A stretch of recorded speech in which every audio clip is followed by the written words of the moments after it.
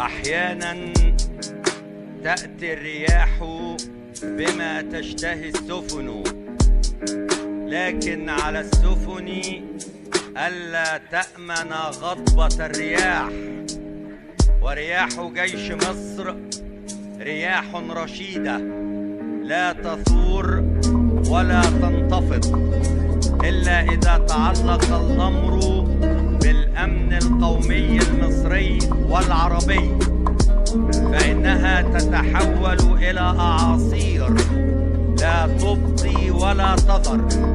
ورجال القوات المسلحة المصرية يدركون جيدا طبيعة مهامهم في الحفاظ على هيبة وكرامة هذه الأمة، ويقولون لشعبهم: إن لم نكن قادرين على ذلك فباطن الأرض أولى بنا من ظاهره.